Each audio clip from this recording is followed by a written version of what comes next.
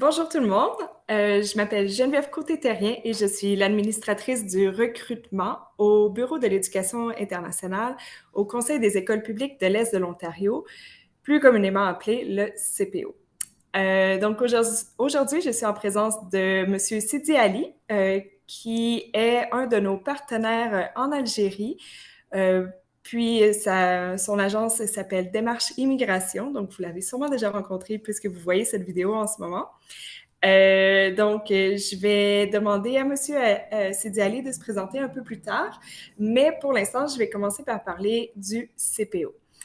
Euh, Nous, au CPO, on est situé à Ottawa, qui est la capitale du Canada, qui est dans la province de l'Ontario. Et en fait, on a plusieurs écoles aussi dans l'est de l'Ontario également, dans d'autres plus petites régions qu'on pourra parler un peu plus tard. Mais juste pour vous dire, en fait, en tout, on a 43 écoles secondaires et élémentaires également. En fait, on reçoit environ 35 élèves internationaux par année. D'un peu partout dans le monde. Donc, c'est un programme très riche et très divers, je dirais. Et aussi, un des gros avantages d'être situé dans la ville d'Ottawa, c'est que c'est une ville bilingue. Donc, on a autant, en fait, il y a un peu plus de personnes anglophones que de personnes francophones, mais ça permet à nos élèves de s'améliorer dans les deux langues. Par contre, toutefois, dans nos écoles, la langue d'enseignement, c'est le français. Mais aussitôt que nos élèves sortent pour aller soit au restaurant, par exemple, ou aller avec des amis au cinéma, la langue première va être l'anglais. Donc, c'est vraiment un avantage d'être situé dans une ville comme Ottawa. On a plusieurs programmes également. Donc, on a des programmes académiques réguliers, on a des programmes spécialisés, soit en sport, en art. On offre aussi le baccalauréat international, par exemple. Et je ne vais pas en discuter plus en détail aujourd'hui parce que sinon la vidéo serait peut-être un peu trop longue, mais je vous invite à poser vos questions à M. Sidi Ali qui va pouvoir vous répondre plus en détail par la suite. Donc aujourd'hui, c'est vraiment juste un résumé que je veux vous faire. Si vous avez des questions et tout, on va pouvoir en discuter un peu plus tard. Voilà, c'est vraiment un grand résumé pour l'instant, mais j'imagine que M. Sidi Ali va avoir des questions pour moi pendant cette vidéo, mais je vais le laisser se présenter et présenter son agence également. Exactement. Donc là, comme vous le savez, donc je m'appelle Brasmi Sidali. Donc je suis donc titulaire donc d'une entreprise ici en Algérie d'assistance administrative. Autrement dit, je suis un conseiller. Je travaille avec vous. Donc c'est bien sûr dans le cadre de recrutement des élèves étrangers et internationaux qui veulent poursuivre les études secondaires au Canada. Notamment, ma tâche, c'est de suivre et de recruter, c'est bien sûr, et de suivre régulièrement et progressivement donc les dossiers des candidats. Je suis là pour vous assister donc petit à petit jusqu'à l'obtention de votre PE et jusqu'à votre arrivée au Canada. Exactement, c'est ça. Parfait, merci. Est-ce que vous avez des questions un peu récurrentes auprès des parents auxquelles on pourrait répondre aujourd'hui? Justement, donc je vais essayer donc de vous transmettre les questions que souvent donc me pose des questions de la part des parents. Premièrement, concernant les tarifications, ça va coûter combien une année au lycée au Canada? Pour une année au complet, c'est de l'ordre de 15 000 canadiens pour les frais de scolarité. Et c'est important de noter qu'il est aussi possible de venir seulement pour un semestre, ce qui est plutôt rare pour les personnes qui viennent de l'Algérie. Habituellement, nos élèves algériens viennent pour minimum une année. Ils peuvent venir pour plus. Et aussi, j'en profite juste pour glisser qu'il est possible de graduer en une année avec nous. Donc, si l'élève vient faire sa terminale, ce qui équivaut à notre 12e année, ils peuvent obtenir le diplôme d'études secondaires de l'Ontario, qui facilite aussi l'entrée à l'université. Mais donc, si je reviens aux frais de scolarité, c'est 15 000 canadiens pour une année.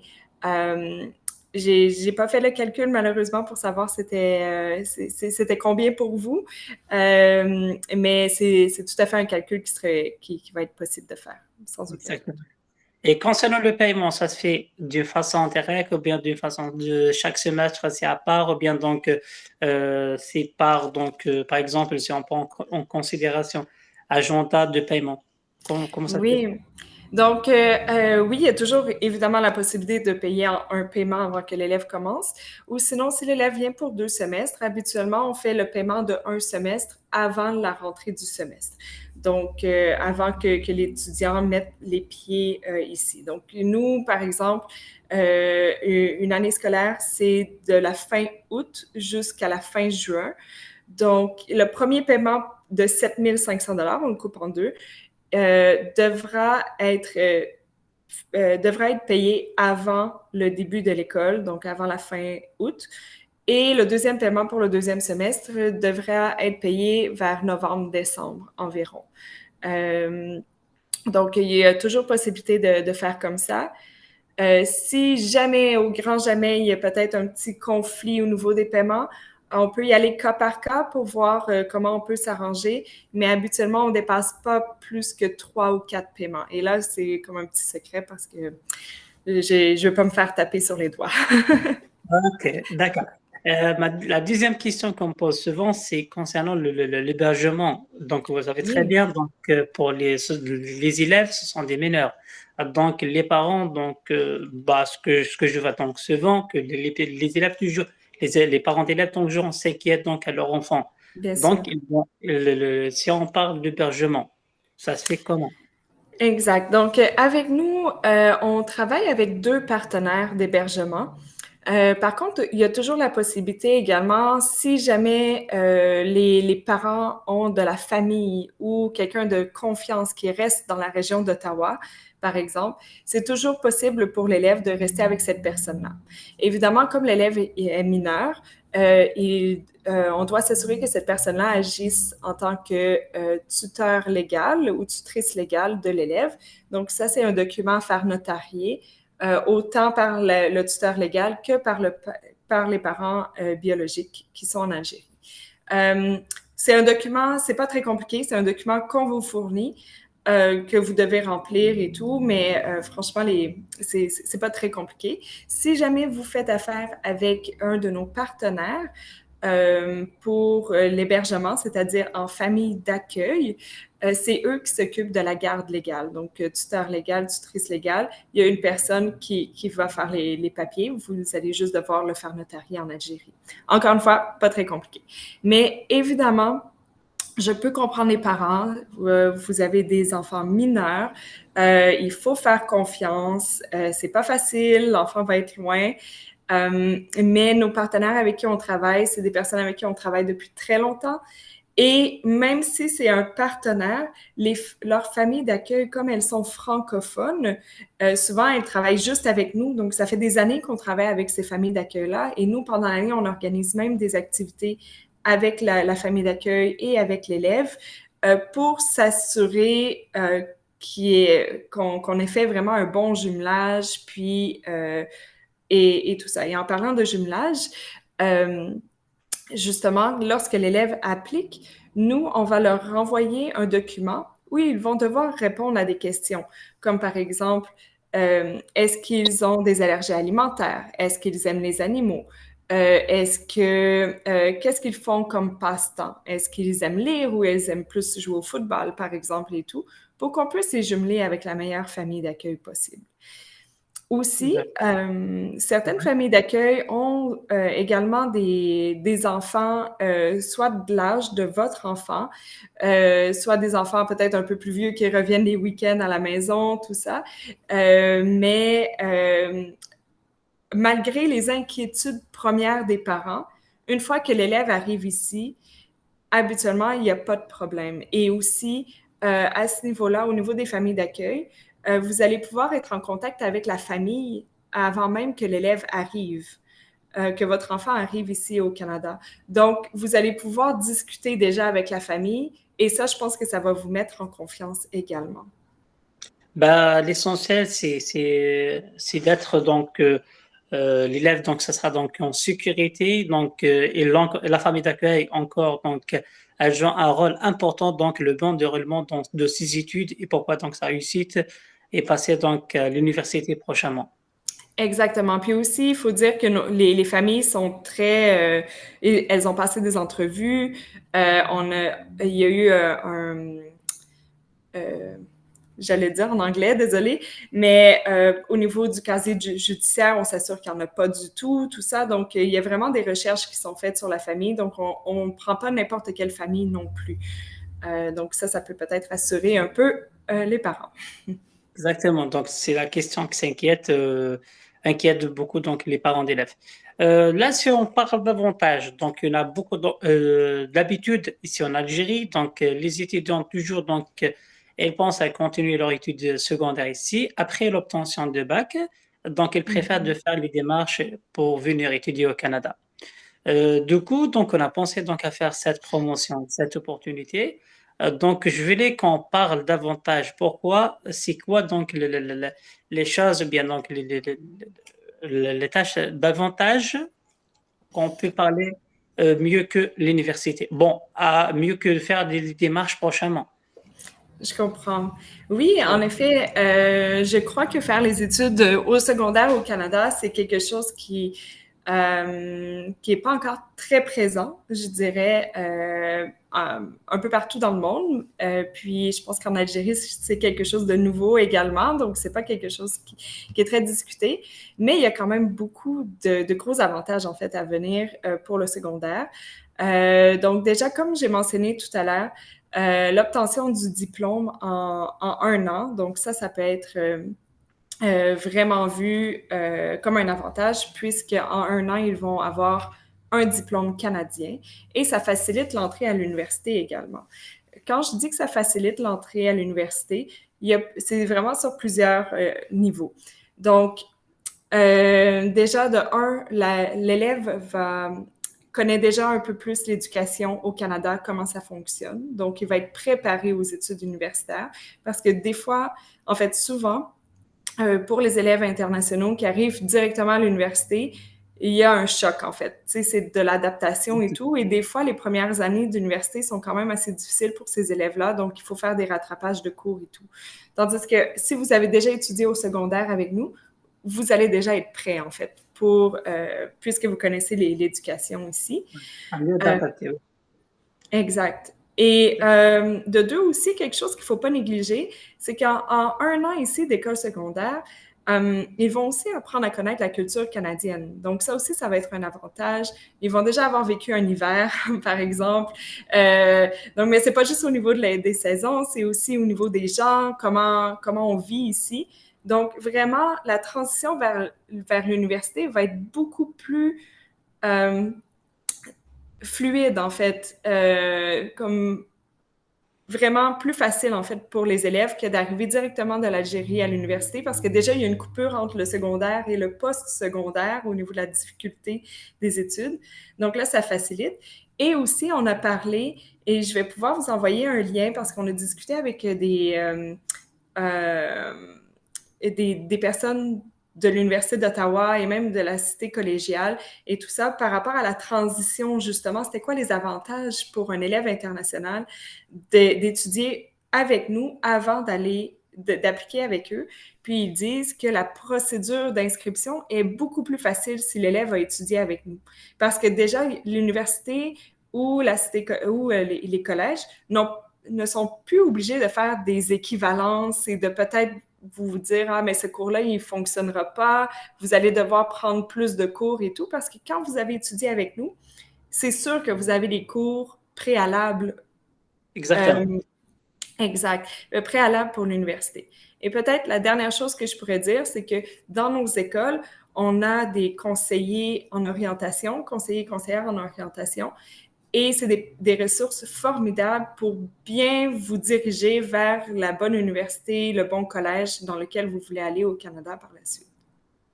Voilà, ce qui est important encore, donc le point le plus important, donc à mon avis, c'est question de l'argent, c'est question de l'argent parce qu'une fois que les parents d'élèves ils s'engagent pour recruter donc leur enfant à étudier donc dans un lycée au Canada, je pense que ce sera moins cher que d'attendre jusqu'à l'obtention de bac. Qu'est-ce que vous en pensez? Euh, de- si ça va être moins cher d'obtenir, euh, en fait, pouvez-vous juste répéter pour être sûre et certaine que j'ai bien compris? Je vous disais, donc, si on parle d'argent, si on Oui, prend en considération une année, ça va coûter 15 000 $. oui, exact. Donc, hors que de les universités Oui. pour une année, donc, ça va coûter au minimum, donc, 22 000 $, 25 000 $. Mm. En fait, c'est tout dépendant des universités au Canada. Par exemple, quand vous allez avoir une famille qui est vraiment intéressée, peut-être on pourrait plus en discuter. Mais pour vous dire, par exemple, à l'Université d'Ottawa, avec qui on fait affaire puisqu'ils sont dans la même ville que nous, eux, par Oui. exemple, l'Université d'Ottawa, c'est une université bilingue. Donc, ils ont des programmes en français et des programmes en anglais. Ils veulent attirer une clientèle internationale francophone. Donc, pour leur programme en français, tout élève international qui applique pour l'Université d'Ottawa vont obtenir une exonération des frais de scolarité partiels. Donc, ça revient à payer les mêmes frais de scolarité qu'un élève canadien. Donc, c'est quand même bon. C'est-à-dire que l'élève ou moi, si on applique dans le même programme, on paierait les mêmes frais de scolarité, ce qui est génial, je crois, pour un élève. Exactement. C'est le point. Exactement. Oui, exactement, c'est ça. Ma prochaine question, c'est à propos des tests linguistiques. Donc, ça, comme vous le savez très bien, donc, là récemment, les universités ou bien consulat du Canada, donc, elle est en train d'exiger donc les tests linguistiques, il est en train d'exiger donc que l'élève doit avoir donc un niveau de la langue française. Est-ce que c'est le cas dans votre établissement ou non? Oui, bonne question. Tout à fait. On demande un niveau de français minimum. Donc, pour la septième à la dixième année, on va demander un niveau A2, ce qui est en fait un niveau euh, intermédiaire, je dirais début intermédiaire. Puis pour la onzième et la douzième année, ce qui équivaut à la première et la terminale, là maintenant on demande un niveau B1. Donc B1, c'est quand même un niveau intermédiaire. La façon dont c'est calculé, donc l'élève n'a pas besoin de faire un test de français au préalable en Algérie. Donc une fois que l'élève s'inscrit, il va avoir une entrevue virtuelle avec ma collègue qui est conseillère pédagogique. Donc, cette collègue-là s'assure de trois choses, en fait. Elle s'assure de mettre l'élève dans la bonne école, de mettre l'élève dans les bons cours pour ce qu'il veut faire plus tard, et troisièmement, va évaluer le niveau de français. Euh, donc, elle va l'évaluer à l'oral, puis on a aussi une lettre de motivation qui doit être écrite à la main pour s'assurer que le niveau de français est assez bon. Même si la personne, parce qu'en Algérie, il va sûrement avoir des cas où les personnes sont excellentes en français, elles ont fait toutes leurs études en français, etc., on va quand même faire l'entrevue virtuelle. Mais c'est plutôt, dans ce cas-là, ça ne va pas pour être évalué le niveau de français, mais on veut vraiment apprendre à connaître l'élève et s'assurer qu'on place l'élève dans la bonne école avec les bons cours. Très bien. Et concernant donc, si on parle brièvement donc de la procédure, comment ça se fait? Donc toujours, je suis en train d'expliquer à chaque fois donc un parent d'élève donc me pose la question comment ça se fait la procédure. Donc je lui explique donc comment ça se fait la procédure de préparation du document, d'admission et tout. Après donc on paiera donc les frais de l'admission. Après donc on passera à l'interview. C'est ça. Exactement, exactement. Donc, les premières démarches sont vraiment faites avec Monsieur Sidi Ali. Donc, Monsieur Sidi Ali est tout courant de comment on fonctionne, a les documents d'inscription. Donc, c'est lui qui va vous accompagner dans le processus. Si jamais vous avez des questions, comme j'ai mentionné tout à l'heure, c'est vraiment votre contact. Donc, Monsieur Sidi Ali, c'est l'intermédiaire entre vous et nous. Donc, c'est un partenaire de confiance avec qui on fait affaire. Puis, il va vous expliquer les démarches plus en détail à ce niveau-là. Très bien. Donc, là, peut-être j'en ai une autre question. Peut-être c'est la dernière question. une fois que l'étudiant donc a son PE, c'est bon, donc on a bien travaillé, c'est bon, donc on a officialisé donc que l'élève donc va venir au Canada. Donc, est-ce que vous avez un service d'accompagnement donc à l'aéroport? Est-ce que vous accompagnez? Est-ce que donc qu'est-ce que votre tâche après avoir donc que l'étudiant après avoir donc son PE? Oui, donc une fois que l'étudiant s'est confirmé, l'élève vient avec nous, il obtient son permis d'études, pardon. Euh, ensuite, nous, il faut nous envoyer le billet d'avion, évidemment, pour qu'on sache quand il va arriver. Aussi, si vous faites affaire avec une famille d'accueil, avec un partenaire pour les familles d'accueil, c'est la famille d'accueil qui va aller récupérer l'élève, en fait, chercher l'élève à l'aéroport. Et on s'assure, il n'y a jamais aucun problème, la famille elle est toujours présente. Si la famille n'est pas présente, c'est sûr qu'il y a une personne de notre équipe qui va aller récupérer votre élève. Jamais votre enfant va être seul à l'aéroport, ne pas vous inquiéter. Et c'est ça. Donc ça, c'est pour récupérer l'enfant à l'aéroport. Mais ou sinon, lorsque c'est vraiment confirmé que l'élève vient avec nous, on a une collègue qui est conseillère au bien-être. Et elle, en fait, elle va communiquer directement avec l'élève pour lui donner beaucoup plus d'informations sur son arrivée, sur l'école, comment ça va se passer, les casiers, les heures du lunch, par exemple, comment ça se passe dans les écoles, est-ce qu'il y a des clubs que l'élève que votre enfant peut joindre après l'école. C'est vraiment la personne ressource. Je dirais même presque la maman de vos élèves de vos Ouais. enfants pendant qu'ils vont être ici. Puis, c'est cette personne-là aussi qui organise les activités gratuites pendant l'année. On a des superbes activités. Lorsqu'il n'y a pas COVID, on va à Montréal, par exemple, on va dans les musées, on va voir un match de hockey, on va à la cabane à sucre l'hiver, on va même glisser en tube l'hiver. Donc, c'est tout ça que ma collègue organise, en plus du tutorat et de l'accompagnement pour les élèves également.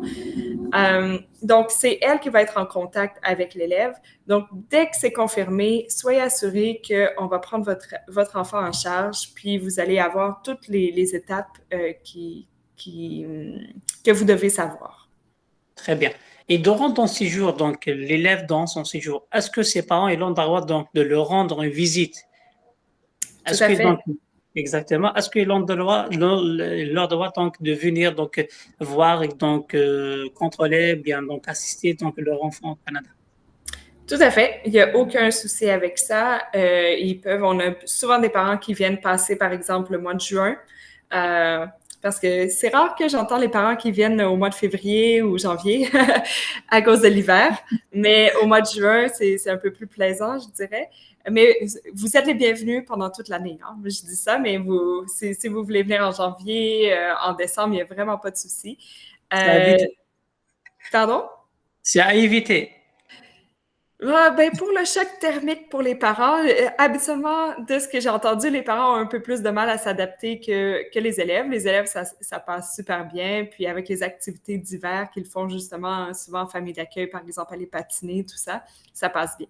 Pour les parents, habituellement, c'est un peu plus difficile. Mais vers mai, juin, avec le printemps, c'est super beau. Donc, je vous conseille même de venir parce que pour vous, évidemment, parce que ça va vous faire des petites vacances, mais aussi pour voir comment votre enfant est installé au Canada, puis tout ça pour vous rassurer. Et on a même des parents aussi qui arrivent en même temps que leurs enfants. Donc, par exemple, quand l'élève arrive au mois d'août, souvent on a des parents qui viennent les installer, puis s'assurer que tout se passe bien les 2, 3 premières semaines, par exemple. Donc ça, il y a aucun problème avec ça. Très bien. Donc je me rappelle donc la dernière question. Oui. Oui, concernant donc le travail, donc job student. Donc, donc l'élève, donc il est mineur. Donc, est-ce qu'il a le droit de travailler ou non? Et autrement, est-ce qu'il y en a des activités d'intégration pour les élèves? Malheureusement, en étant mineurs, ils n'ont pas le droit de travailler, donc c'est quelque chose qu'ils vont devoir garder en tête pour le poste secondaire. Par contre, ils ont tout à fait le droit de participer à des activités de bénévolat. Puis nous aussi, à chaque année, les élèves doivent faire des travaux communautaires. Donc, pour graduer, même, c'est obligatoire. Donc, il faudrait que je vois, parce que d'année en année, ça change des fois. Donc, je vais pas dire maintenant c'est combien le nombre d'heures qui doit être effectué. Mais nous, on leur donne une liste, par exemple, de choix. S'ils trouvent autre chose, ils peuvent aussi, mais on va leur donner une liste d'endroits où ils peuvent faire du bénévolat. Donc ça permet d'intégrer un peu, de s'intégrer un peu à la société canadienne. Et en plus, c'est quelque chose qui se place très bien dans un curriculum vitae. Donc, si l'élève, par la suite, arrive à l'université, et ça, je pense que c'est un autre avantage qu'on n'a pas nommé tout à l'heure, mais quand l'élève arrive à l'université et qu'il veut travailler, ben, il va déjà avoir de l'expérience dans le bénévolat, ce qui est très, très bien vu au Canada. Donc, Exactement. puis en plus, ça va être du bénévolat canadien. Donc, il va pouvoir obtenir un emploi à temps partiel à l'université, par exemple, beaucoup plus rapidement et facilement. Exactement, ça marche très bien. Donc, je pense que j'ai bien transmis les questions que me reflètent les parents d'élèves me posent souvent. Bah, si j'en ai donc d'autres questions donc, de la part de la parent d'élève, donc je vais essayer donc, de le transmettre prochainement. Oui, pas de souci. Ben, je vous remercie beaucoup, Monsieur Sidi Ali. Maintenant, pour tous les parents, je vous remercie beaucoup de votre écoute. Si jamais vous avez des questions ou quoi que ce soit, comme j'ai dit tout à l'heure, Monsieur Sidi Ali, c'est votre contact principal, mais ça va me faire plaisir, si jamais vous avez des questions un peu plus pointues ou quoi que ce soit, de vous rencontrer, par exemple en vidéo comme ça, avec Monsieur Sidi Ali et moi, pour répondre aussi à vos questions. Donc, c'est ça. Et j'espère qu'on va pouvoir vous rencontrer très bientôt et recevoir vos enfants parmi nous à Ottawa, au Canada. Inch'Allah. Merci bien. Merci. Inch'Allah. Merci. Merci beaucoup. Shukran. Merci. Au revoir.